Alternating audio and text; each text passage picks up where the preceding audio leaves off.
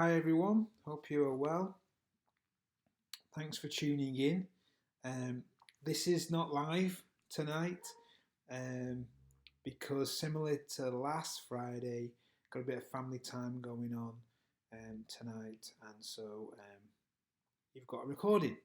But the content will still be the same, and I'm going to do this hopefully as a premiere on Facebook, so I think you can still kind of comment to each other and everything. So, yeah, hopefully you're all tuning in and you're saying hello to everybody. And I hope you've been had a great day today. I've been busy prepping for Sunday and been out in the garden, do a bit of gardening as well. Um, so I've been keeping busy on this lovely sunny day, enjoying the sun while we can. Got a bit of a question for you all. A couple of times when I've been doing these things, we've had Bernie around, and he's sometimes trying to pop into the thing and made some noise in the background and been a bit of a pain. I noticed that last night that Terence's cat Tigger showed up and was being a bit of a pain, and I just got me thinking. Andy is doing these devotions as well, obviously, as myself and Leah and Terence, and we've had these issues with our pets. I just think we should just maybe vote on what would be a good pet for Andy and Janine to get. Um, so maybe in the comments just now, as we're waiting for people to tune in, why don't you just comment what pet you think Andy and Janine should get? And who knows, maybe they'll be watching and they will be like, okay, yeah, who knows? Maybe they'll get an iguana or something, and they can bring their iguana onto the filming as well. But anyway, that's just a bit of nonsense, just to buy some time as people are checking in and signing up and joining us. Hi everyone again, just in case you've just tuned in. Just want to remind you of a few things. Tomorrow we've got it's our mystery devotion person for the week. So it's not myself, Leah, Andy, Terence. We've had Brad, we've had Rachel. So this is someone different tomorrow. So tune in at 10 a.m. to find out who that is and for the next instalment of our devotions. They'll be looking in the morning at the first part of Acts, just to finish off our week where we've been looking at what happened in between Jesus' resurrection and him ascending to heaven. Because we're starting our new series on Sunday called Ascension, and it kind of ties in with all that. And we'll be looking at some similar things in our teaching on Sundays for the next few weeks. Whilst we're discussing on a Sunday about everything to do with, what was the last things Jesus did and said to us, what he kind of leave us with to move forward into life. And so we're excited about that teaching. That starts on Sunday at 11. So the last of the devotions on those topics is tomorrow morning at 10, and in the evening we've got the next instalment of Acts as well, both from our mystery devotioner. And then Sunday at 11 we've got church as usual at Church Online, which is Sheffield Christian Life Centre.online.church, and Facebook Live and YouTube Live. So don't miss them. I do know that on Sunday we have a little bit of a special new announcement for you, so it's worth tuning in to find out more about what's happening in the next coming weeks.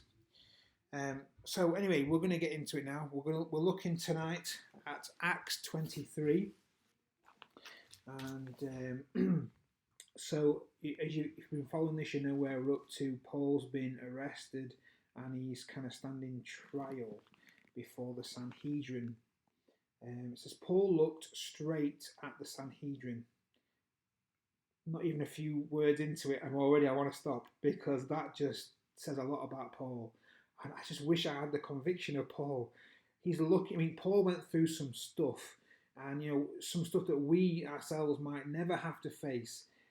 And I just love the fact it says he looked straight at them. He was not afraid. He was standing there in the confidence of Christ. He was standing there with power and authority, knowing full well that they can do whatever they want to him, but it's only going to be allowed if God allows it. He knows that his trust is in God. and that he has authority from God. Like I mentioned this morning, where Jesus said, all authority has been given to me, but he gave that authority to us, he passed it on to us. And here's Paul looking him straight in the eye and saying, hey, I've got some things to tell you. You think you've got authority. I've got the authority given to me by Jesus, and that out trumps you every single time. And so he doesn't feel like he's on the back foot, or he's like, doesn't feel as if he's the underdog in this. He knows that with Jesus, he is always going to be the one who is, the odds are in his favour, right? So he says, Paul looked straight at the Sanhedrin and said, my brothers, I have fulfilled my duty to God in all good conscience to this day.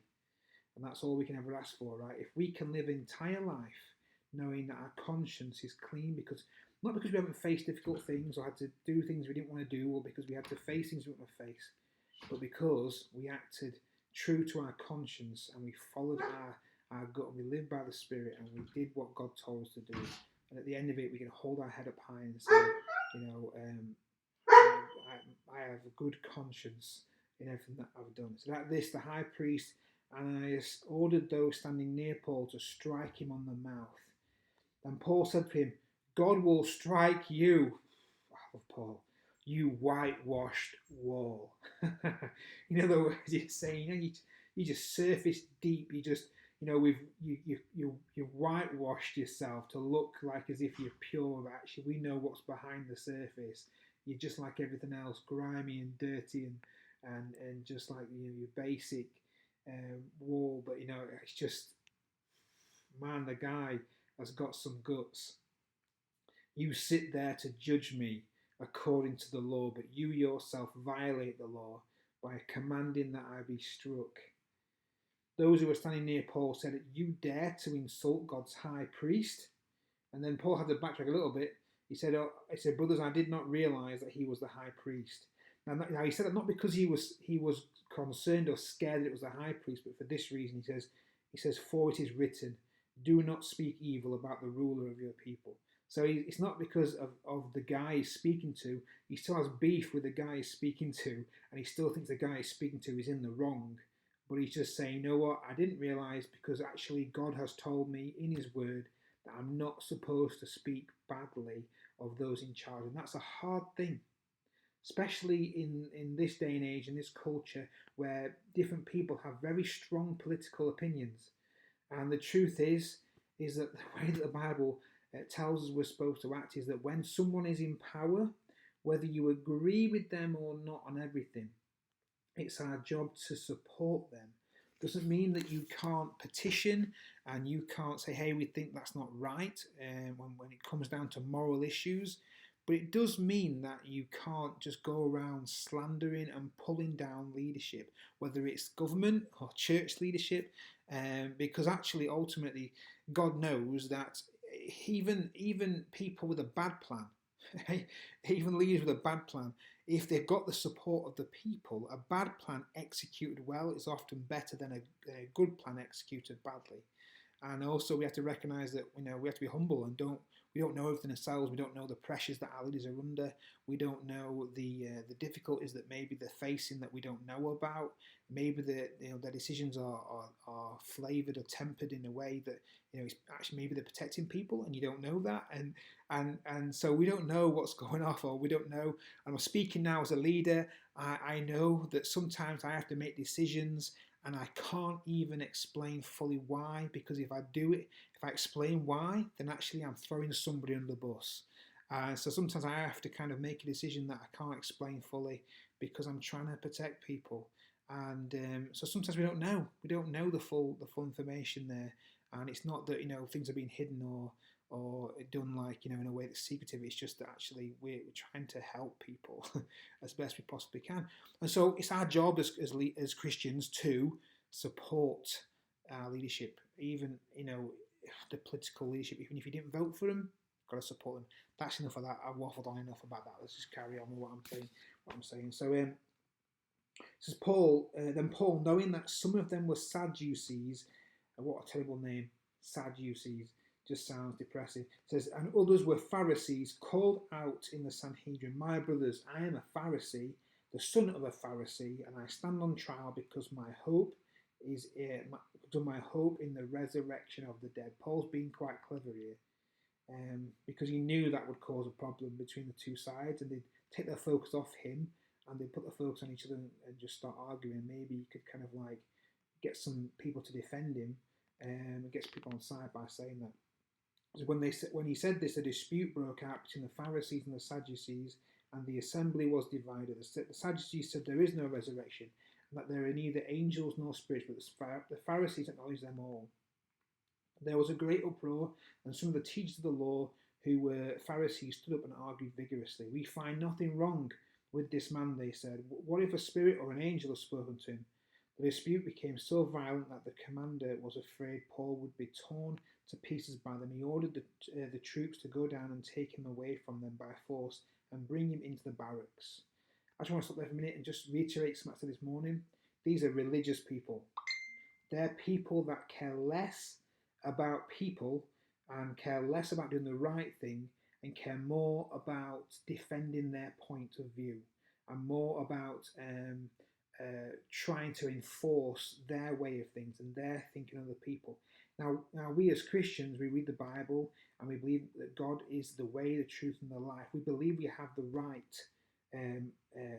way of going about things. We believe we have the right way to live because we're following God's word and we're following God. Not that we don't get things wrong sometimes, but we believe that basically we follow God's word and we treat people right. When we believe that we're doing the right thing, right? Well, these are people who weren't concerned about that really. They were concerned about theology. They're concerned about getting their point across more so than actually doing the right thing. So it became violent. A religion that's about God's love for people and the turn to violence to make their point. I just want to say we should never, ever, ever be more passionate about arguing than passionate about people. And generally speaking, it's my experience that arguments do not solve. You can't argue someone into the kingdom of God. But you can live a good life that demonstrates the love of God to people. You can be an example to other people and let your life speak to other people. And I often find that anytime you do have to present a viewpoint to people, if you've lived a good life and that's been demonstrated to people, then what you're saying holds way more weight than whether you can argue it theologically or say it in such a way that it's really difficult for someone to argue with. No, actually, it's your credibility matters way more sometimes than the way you articulate your arguments. And they didn't understand this. They just wanted to argue their point. So the following night, the Lord stood near Paul and said, "Take courage. As you have testified about me in Jerusalem, you must also testify in Rome." So he's telling him, don't worry, actually this situation, there will be an end to it, it will be resolved. The next morning, the Jews formed a conspiracy and bound themselves with an oath not to eat or drink until they had killed Paul. More than 40 men were involved in this plot. They went to the chief priests and elders and said, "We have taken a solemn oath not to eat anything until we have killed Paul. Now then, you and the Sanhedrin petition the commander to bring him before you on the pretext of wanting more accurate information about this case. We are ready to kill him before he gets here." But when the son of Paul's sister heard the plot, he went into the barracks and told Paul. Then Paul called one of the centurions and said, "Take this young man to the commander. He has something to tell him." So he took him to the commander. The centurion said, "Paul, the prisoner, sent for me and asked me to bring this young man to you because he has something to tell you." The commander took the young man by the hand, drew him aside and asked, "What is it you want to tell me?" He said, "The Jews have agreed to ask you to bring Paul before the Sanhedrin tomorrow on the pretext of wanting more accurate information about him. Don't give in to them, because more than 40 of them are waiting in ambush for him. They have taken an oath not to eat or drink until they have killed him. They are ready now, waiting for your consent to their request." The commander dismissed the young man and cautioned him, "Don't tell anyone that you reported this to me." Then he called 2 of his centurions and ordered them, "Get ready a detachment of 200 soldiers, 70 horsemen and 200 spearmen to go to Caesarea at 9 tonight. Provide mounts for Paul so that he may be taken safely to Governor Felix." He wrote a letter as follows: "Claudius Lysias, to His Excellency Governor Felix. Greetings. This man was seized by the Jews and they were about to kill him. But I came with my troops and rescued him, for I had learned that he was a Roman citizen. That's kind of funny because actually he didn't know that at the time. But anyway, said, I wanted to know why they were accusing him, so I brought him to their Sanhedrin. I found that the accusation had to do with questions about their law, but there was no charge against him that deserved death or imprisonment. When I was in prison, when I was informed of a plot to be carried out against this man, I sent him to you at once. I also ordered his accusers to present to you their case against him. So the soldiers carried out their orders, took Paul with them during the night, and brought him as far as Antip, I can't even say Antipatris. There we go. That's my best attempt. The next day they led him. The next day they let the cavalry go on with him while they returned to the barracks. When the cavalry arrived in Caesarea, they delivered the letter to the governor and handed Paul over to him. The governor read the letter and asked what province he was from. Learning that he was from Sicilia, he said, I will hear your case when your accusers get here. Then he ordered that Paul be kept under guard in Herod's palace. That's the end of our reading. If I can summarise the thoughts from tonight's devotion, it's simply this. Let's try and have confidence like Paul. Be able to be bold and look people in the eye and be confident, but our lives need to speak as much as our words. We can never be people who are more interested in arguing a case than actually living a good life and loving people. And if we live a good life and love people and demonstrate the love of Jesus through how we live, then actually our words have more credibility. And it does so much more for building the kingdom than ever trying to formulate and articulate a well thought through argument. Let's be people that our lives shine and demonstrate the love of Jesus to other people. Hey, thanks for listening and being part of tonight. Don't forget that we have the mystery devotion. It's becoming a thing, this. The mystery devotion tomorrow, 10 o'clock. Just finishing off our devotions about the what happened after Jesus was resurrected. And also tomorrow night at 7:30. Also, don't forget church on Sunday on all the usual platforms. And don't forget, we've also got a little announcement to make that is new to you. So it's something exciting to look forward to. Been great seeing you. Thank you for tuning in, and we will see you soon. All right.